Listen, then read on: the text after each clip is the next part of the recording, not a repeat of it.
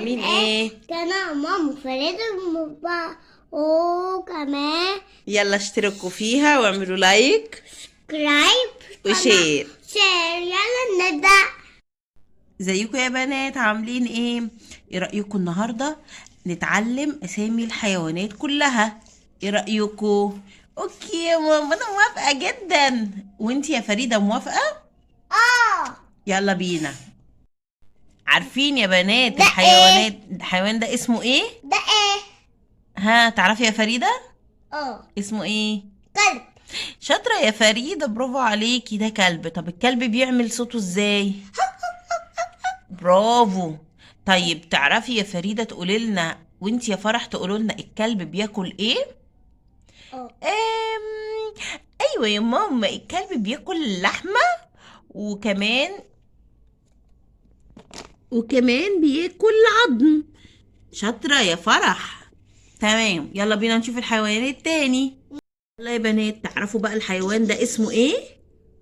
تعرفي يا فريدة اسمه ايه؟ هتيك. جدع، برافو عليكي. وانتي يا فرح عرفتي اسمه؟ ايوه يا ماما عرفت اسمه، بس هو لونه مش بيبقى كده. لا لا يا فريدة وانتي يا فرح، هو لونه بيبقى لونه رصاصي شوية، بس دي عشان العاب فهم عاملينه الوان.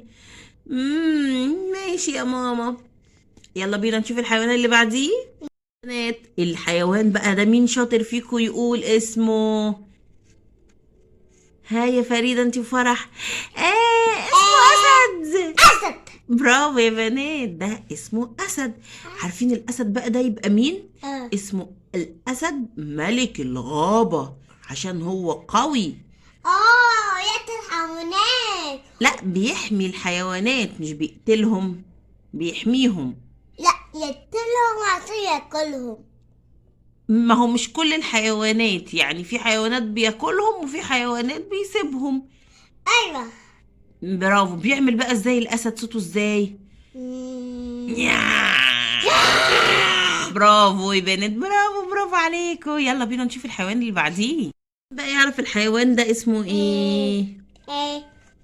اسهلها لكم شويه. ماشي. ده بيبقى في العيد بنذبحه وبناكل اللحمه بتاعته. اسمه ايه؟ خروف. لا مش خروف. جمل.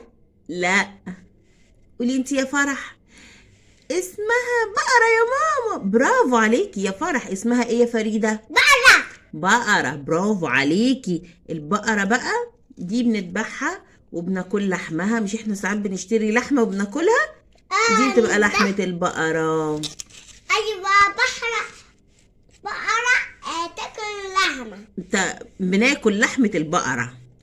شاطرة. نقول الحيوان ده اسمه ايه؟ فيل. برافو عليكي يا فريدة، اسمه فيل. عرفتي اسمه يا فرح؟ ايوه يا ماما انا عارفة ان ده فيل. دي يرش عليه مية على حيوانات. شاطرة يا فريدة. بياخد مية بالزلومة بتاعته ويحمي نفسه وبيرش على الحيوانات. والفيل عنده كمان ودان طويلة جدا جدا. عرفتي يا فريدة؟ هنا. ايوه يا ماما عرفته. وانتي كمان يا فرح عرفتي؟ طبعا يا ماما. طبعا. يلا الحيوان اللي بعديه. حيوان معانا، مين يعرف ده اسمه ايه؟ أسد. لا، احنا اخترنا الاسد خلاص، والاسد بيبقى عنده شعر كبير. ايوه يا ماما انا عرفته. قولي يا فرح. نمر. برافو. أنا عرفت نمر. شاطرة يا فريدة، شطورة. النمر ده يبقى من قرايب الأسد، عشان كده قريب شكله من شكل الأسد، وبرضه من الحيوانات اللي بتاكل اللحمة عشان خاطر تقدر تعيش، وبيعيش في الغابة. عرفتوا يا بنات؟ وده كمان. عرفنا يا ماما. برافو عليكم يا بنات. وكمان نعمل. يلا يا بنات، عرفنا كده الحيوانات بتاعت الغابة. ايوه يا ماما عرفتها كلها. انا مبسوطة قوي يا ماما المعلومات دي. شاطرة يا فرح، شاطرة يا فريدة. يلا بقى اطلعوا على وضعكم يا حبايبي. حاضر يا ماما. يا بيبي يا اسد، في ريحة حلوة قوي، شكلها ريحة بني ادمين. ايوه يا نمور، أيوة انا يا فعلا شايف من الريحه نمور. ودي حلوه جدا جدا. وشهيه جدا. جدا. يلا بينا. الله، الله. شايف يا نمور شايف. البنت اللي قاعده هناك دي؟ احنا نهجم عليها وناكلها بس بالراحه. اوكي يا اسد، يلا بينا. في نور جاي عليا وشط جاي عليا، اتغبى بسرعة. الاسد والنمر اكلوني. مالك يا حبيبتي؟ فيكي ايه يا فريده؟ أحلى مخيف. تحلمي حلم مخيف؟ حلمتي بايه؟ أسد ونمر مالهم؟ ياكلوني. هجموا على البيت واكلوكي؟ واضح ان انتي اتأثرتي قوي بحكاية الحيوانات يا فريدة.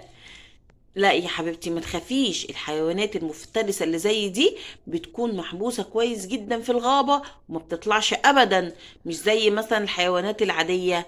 لا ما تخافيش خالص يا فريدة، مفيش حيوانات زي دي بتهجم على البيت ولا اي حاجة، بتبقى محبوسة كويس قوي في الغابة. ودلوقتي يا حبيبتي قومي اغسلي وشك واشربي مية وان شاء الله هتبقي كويسة. عجبكم الفيديو؟ دوسوا لايك وشير وسبسكرايب واشتركوا في القناة مع فريدة وفرح وماما.